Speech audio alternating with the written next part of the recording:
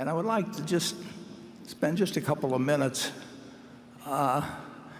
giving you a little perspective on how you might think about investments as opposed to the tendency to focus on what's happening today or even this minute as you go through. And to help me in doing that, I'd like to go back through a little personal history, and we will start. I have here a New York Times of March 12th, 1942. I'm a little behind on my reading. And if you go back to that time, it was just about 3 months since we got involved in a war which we were losing at that point. The newspaper headlines were filled with bad news from the Pacific, and I've taken just a couple of the headlines from the days preceding March 11th, which I'll explain. It's kind of a momentous day for me. And so you can see these headlines. We've got slide 2 up there, I believe.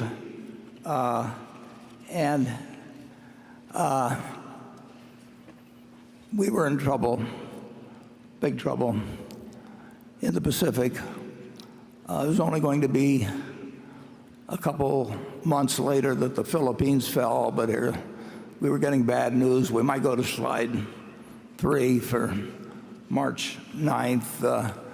I hope you can read the headlines anyway. The price of the paper is 3 cents, incidentally. Let's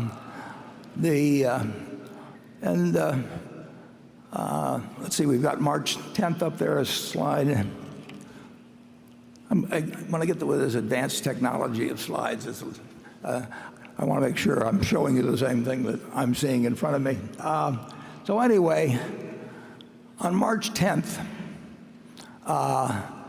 when again, the news was bad. Full clearing path to Australia. And it was like, the stock market had been reflecting this. And I'd been watching a stock called City Service preferred stock, which had sold at $84 the previous year.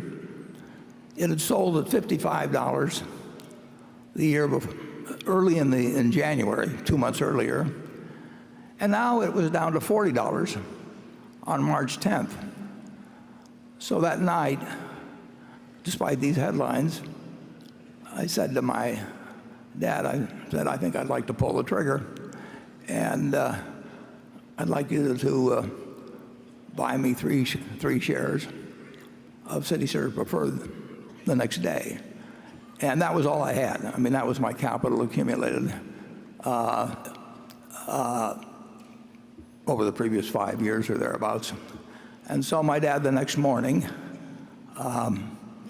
bought 3 shares. Well, let's take a look at what happened the next day. Let's go to the next slide, please. And it was not a good day. The stock market, the Dow Jones Industrials broke 100 on the downside. Now they were down 2.28%, as you see, but that was the equivalent of about a 500-point drop now. So I'm in school wondering what is going on, of course. Incidentally, you'll see on the left side of the chart, the New York Times put the Dow Jones Industrial Average below all the averages they calculated. They had their own averages, which have since disappeared, but the Dow Jones has continued. So the next day,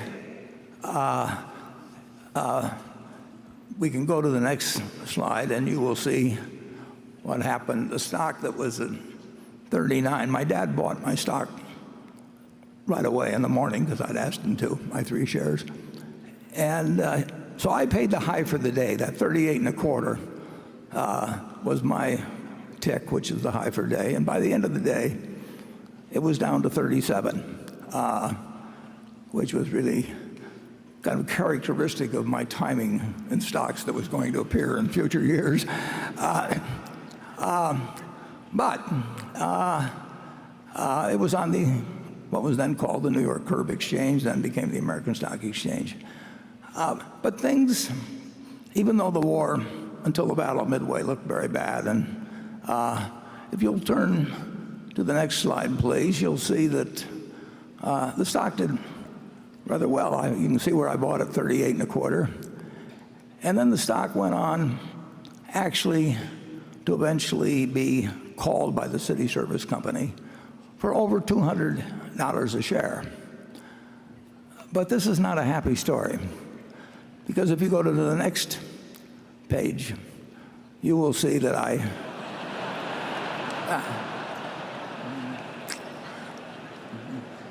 well, as they always say, it seemed like a good idea at the time. So I made $5 on it. It was again typical of behavior. But when you watch it go down to 27, it looked pretty good to get that profit. Well, what's the point of all this? Well, we can leave behind the City Service story, and I would like you to again imagine yourself back on March 11th of 1942. And as I say, things were looking bad in the European theater as well as what was going on in the Pacific. But everybody in this country knew America was going to win the war. I mean, it was, we'd gotten blindsided, but we were going to win the war, and we knew that the American system had been working well since 1776. So if you'll turn to the next slide, I'd like you to imagine that at that time you had invested $10,000, and you put that money in an index fund. We didn't have index funds then, but you in effect bought the S&P 500.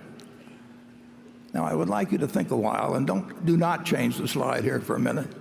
I'd like you to think about how much that $10,000 would now be worth if you just had one basic premise, just like in buying a farm, you buy it to hold throughout your lifetime and you look to the output of the farm to determine whether you made a wise investment. You look to the output of the apartment house to decide whether you made a wise investment if you buy an small apartment house to hold for your life.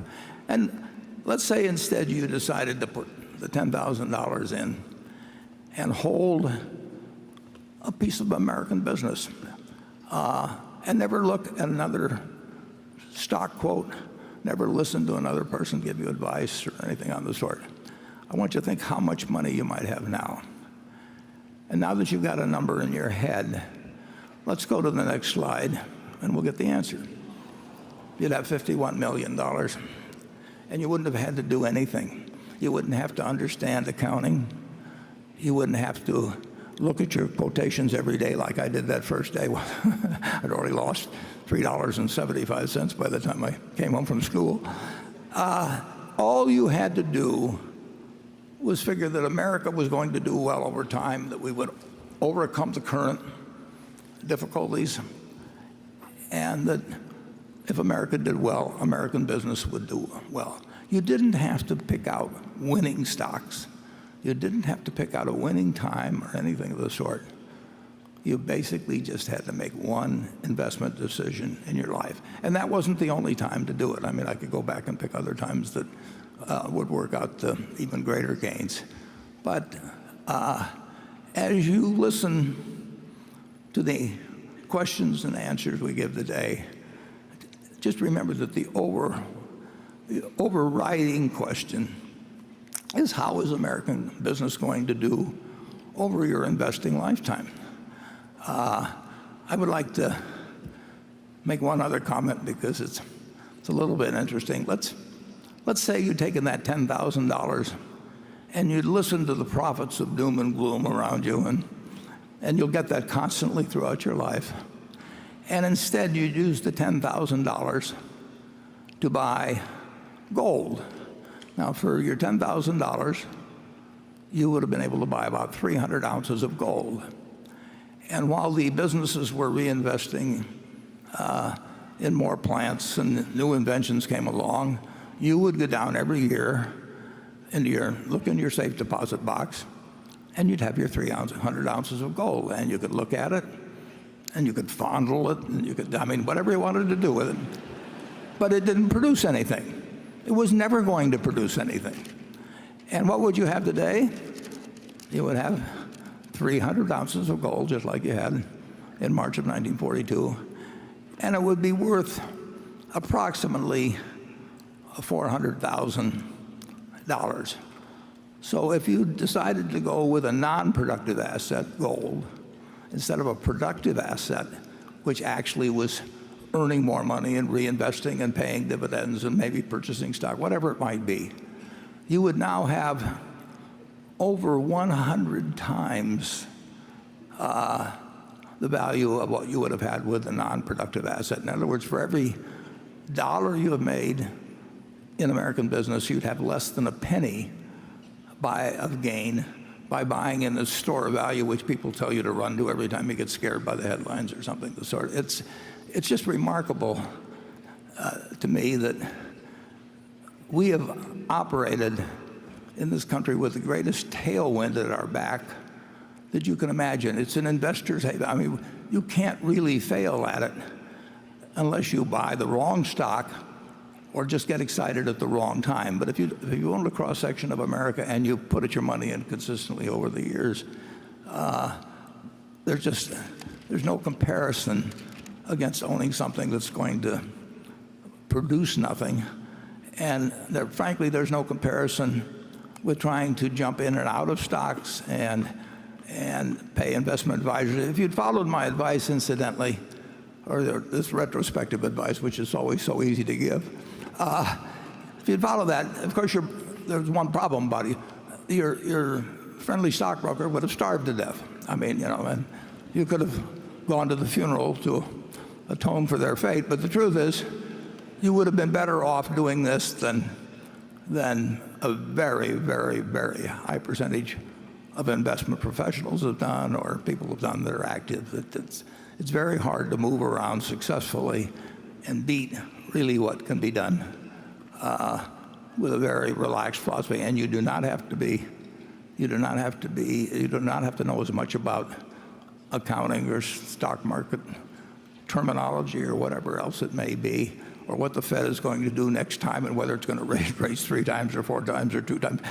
None of that counts at all, really, in a lifetime of investing. What counts is having a philosophy that you stick with, that you understand why you're in it, and then you forget about doing things that you don't know how to do. So with all those happy words, we will move on and start the questioning, and we'll start with Carol.